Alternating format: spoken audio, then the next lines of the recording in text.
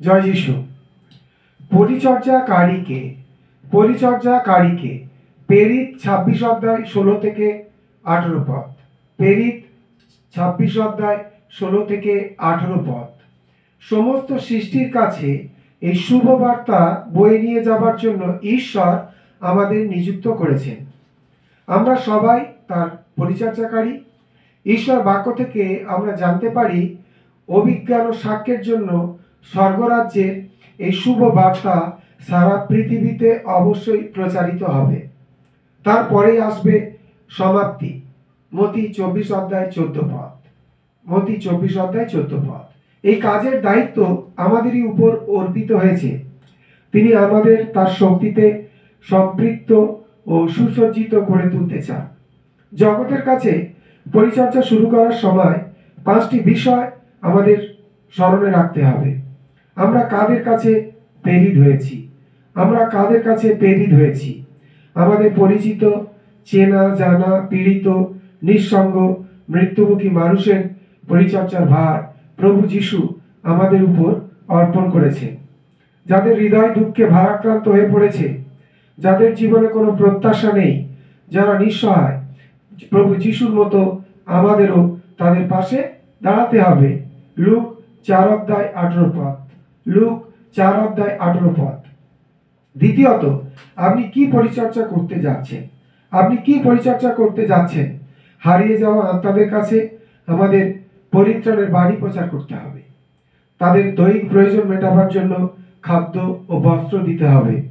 জীবন মৃত্যু সত্যে ভরপুর ঈশ্বরের বাক্য ভোজন করাতে হবে। এই বাক্যই মানুষকে সর্বপ্রকার পাপ, অপকর্ম এবং রোগ থেকে মুক্তি দেবে। আমরা যেন এমন আধার হয়ে উঠতে পারি যার মধ্য থেকে ঈশ্বরের আরোগ্য শক্তি প্রবাহিত হবে। আমরা যেন প্রমাণ দেখাতে পারি।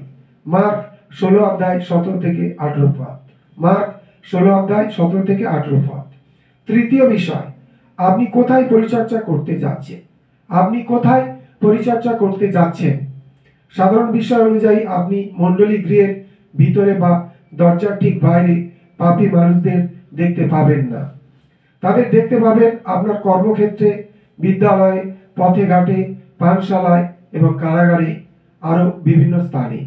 আপনার নিজস্ব কর্মক্ষেত্রে ঈশ্বর আপনাকে ব্যবহার করতে চান। তিনি চান আপনি যেন বহির্জগতে বেরিয়ে পড়ে মণ্ডলী গৃহে তাদের আনতে পারেন, যাতে মণ্ডলী পরিপূর্ণ হয়ে উঠবে। লুক 14 অধ্যায় 16 পদ। লুক 14 অধ্যায় 16 পদ। চতুর্থ বিষয়, আপনি কখন পরিচর্যা শুরু করবেন? আপনি কখন পরিচর্যা শুরু করবেন? আজই পরিত্রাণের দিন। 2 করিন্থীয় 6 অধ্যায় 2 পদ। আজই পরিত্রাণের দিন। 2 করিন্থীয় 6 অধ্যায় 2 পদ। আমরা সময়ের সঙ্গে পাল্লা দিয়ে ছুটে চলেছি। এমন সময় আসবে যখন কোনো মানুষ কাজ করতে পারে না। যোহন 9 অধ্যায় 4 পদ। যোহন 9 অধ্যায় 4 পদ। প্রভু যিশু শীঘ্রই আসবেন। আপনি যা করতে পারেন তা এখনই করুন। পঞ্চম বিষয়, কেমন ভাবে আপনি পরিচর্যা করবেন? কেমন ভাবে আপনি পরিচর্যা করবেন? এর উত্তর হলো, ঈশ্বরের কাজ করার জন্য আমরা পবিত্র আত্মার শক্তির নির্দেশনায় এগিয়ে যাব। জগৎ আমাদের কাছ থেকে শুধু সান্ত্বনা বাণী শুনতে চায় না, তারা আমাদের মুখের কথার প্রমাণ দেখতে চায় আরো বেশি করে। তারা আমাদের মধ্যে প্রভু যিশুর জীবনের বাস্তবতার প্রকাশ দেখতে চায়। পবিত্র আত্মার শক্তিতে আপনি পীড়িতদের উপর হাত রাখুন, দেখুন তারা আরোগ্য লাভ করছে। মানুষের জীবনের শত্রুকে বন্দী করুন, দেখুন তারা মুক্তি লাভ করছে। সাক্ষ্য দিন প্রভু যিশু মুক্তি দান করেন এবং লক্ষ্য করুন মানুষ ঈশ্বরের রাজ্যে জন্মগ্রহণ করছে। প্রেরিত 1 অধ্যায় 8 পদ। প্রেরিত 1 অধ্যায় 8 পদ। লুক 10 অধ্যায় 19 পদ। লুক 10 অধ্যায় 19 পদ। ঈশ্বরের পরিচর্যাকারী রূপে আপনার উপর নেমে আসবে ঈশ্বরের এক নতুন অভিষেক। ঈশ্বরের পরিচর্যাকারী রূপে আপনার উপর নেমে আসবে এক নতুন অভিষেক। তারই শক্তিতে আপনার পরিচর্যাকে আপনি এগিয়ে নিয়ে যাবেন এবং শত্রু শয়তানের দাসত্ব এবং বন্দিত্ব থেকে যে কোনো স্থানের নরনারীকে মুক্ত করার জন্য ঈশ্বরের সেনাবাহিনীর সামিল হন।